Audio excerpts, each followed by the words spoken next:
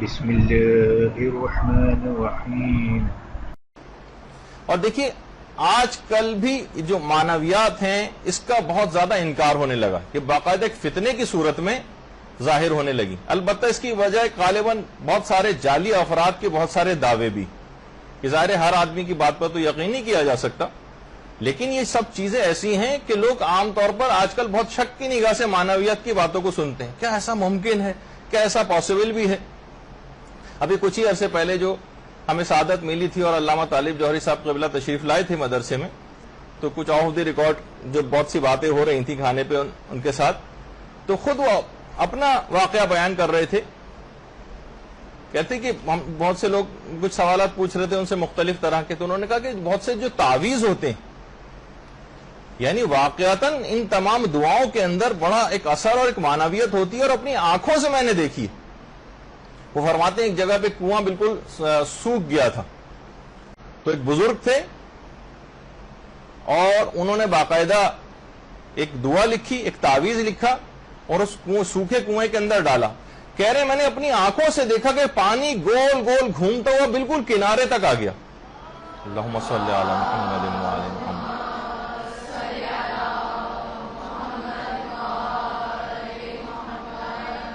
تو ایسا نہیں ہے کہ اس قسم کی چیزیں اب رہی نہیں ہیں، معنویات بالکل ختم ہو گئی ہیں.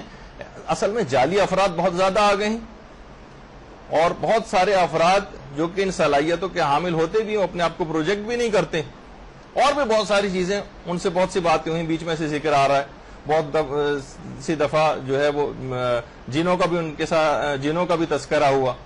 خود اپنا واقعہ علامہ طالب جوہری صاحب بیان فرماتے ہیں. کسی جگہ میں تقریر کر رہا تھا تو کسی نے مجھ سے دوران تقریری سوال پوچھا کہ کبھی جنہوں نے بھی آپ کو مجلس پڑھوانے کے لیے بلایا؟ تو حضرائے تفنن انہوں نے کہا کیا تو جنہوں میں مقبول نہیں ہوں، اس وجہ سے اب تک نہیں بلایا، یا ہو سکتا ہے میرا ہدیہ ان کو بہت زیادہ لگتا ہو اس وجہ سے نہیں بلایا ہے انہوں نے. تو کہنے میں نے مذاق میں بات ان سے کہی تو اچانک مجمع میں سے ایک عجیب و غریب سا شخص کھڑا ہو گیا اور کہنے لگا کہ اگر آپ نے جنوں میں کبھی مجلس نہیں پڑھی تو حضور پھر ہم کون ہیں؟ تو بہت سے اس قسم کے دیکھیے چیزیں ایسی جو اپنی براہ راست بہت سی چیزیں بتائیں. خود معنویات کے حوالے سے میں ذکر کر رہا ہوں کہ آج کل کیونکہ اس کا انکار کیا جانے لگا. جیسے کہنے لگے ایک جگہ میں پنجاب میں مجلس پڑھنے کے لیے گیا، تو دوران مجلس جب میں خطبہ پڑھ رہا تھا اس وقت میں نے دیکھا کہ علامہ بشیر انصاری جن کو انتقال ہوئے ہوئے 17 یا 18 برس گزر چکے تھے، اس وقت میں نے دیکھا کہ علامہ بشیر انصاری مجلس میں بیٹھے ہوں. کہہ رہے میں اتنا گڑبڑا گیا کہ میری سمجھ میں نہیں ہے یہ بات آئی کہ ان کو تو 17 سال ہو گئے انتقال کیے ہوئے. جیسے میں خطبہ دیتے دیتے رک گیا، لوگ بھی مجھے حیرانگی سے دیکھ رہے ہیں کہ علامہ صاحب کو کیا ہو گیا، کہ یہ بھول گئے ہیں، کیا بات ہو گئی ہے. میں نے بڑی مشکل سے اپنے اوپر قابو پا کر اور پھر بہرحال خطبہ دینا جو ہے وہ شروع کیا، اور اس کے بعد بڑی مشکل سے مجلس ختم کی. اور اس کے بعد مجلس ختم ہوتے ایک دم سے لوگ کھڑے ہوئے اور بشیر انصاری جو کہ عالم دین تھے وہ بھی وہاں سے نکلے. میں نے کچھ لوگوں کو ان کے پیچھے دوڑایا تو جن فرد کو انہوں نے پیچھے دوڑایا وہ حیران اور پریشان ہکا بکا واپس آئے گھبرائے ہوئے. کہنے لگے جیسے میں ان کے قریب پہنچا اچانک سے میں نے دیکھا کہ بشیر انصاری اور اطراف میں جتنے افراد تھے ایک دم سے خلا سے آگے جیسے ایک دم سے غائب ہو گئے. تو یہ کہ اپنے کچھ ذاتی باتیں بھی انہوں نے اس انداز کی جو ہے وہ بیان کی. لیکن بہرحال کیونکہ آج کل زیادہ تر افراد اس کا انکار کر رہے ہیں ایک فتنے کے طور پر، علماء کے مکاشفے اور ہر چیزوں کا انکار اور ایک میٹیریلسٹک سوچ آتی جا رہی ہے.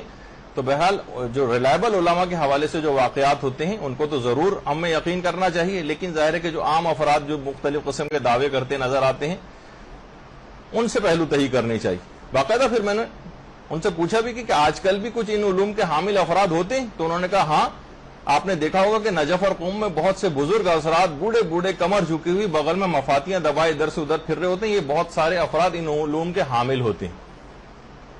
تو بہرحال لیکن ظاہر ہے کہ ایسا نہیں ہے کہ اپنی دکانیں چمکائیں اور اس سے دنیا حاصل کریں، اس وجہ سے ان چیزوں کو ظاہر نہیں کیا جاتا. تو بہرحال یہ معنویات کو حاصل کرنے والی رات ہے.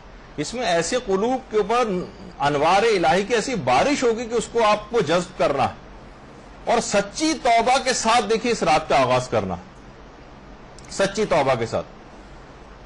عرفاء بیان فرماتے ہیں دیکھیے سالک جو ہوتا ہے نا، جو سیر و سلوک کے مرحلے طے کر رہا ہوتا ہے اور پروردگار عالم کی طرف بلند ہو رہا ہوتا ہے، علماء فرماتے ہیں کہ اس کی پرواز کے دو پر ہیں، دو پر. پہلا پر تو ہے استغفار، استغفار یعنی واقعی کثرت کے ساتھ جب بھی آپ نے دیکھا کہ اس شب کا آغاز بھی اس سے ہوتا ہے، جو نماز آپ پڑھتی ہیں اس کے بعد آپ نے استغفر اللہ ربی واتوب الیہ، استغفر اللہ واتوب الیہ کا ایک خاص عدد جو ہے وہ پڑھا جاتا ہے.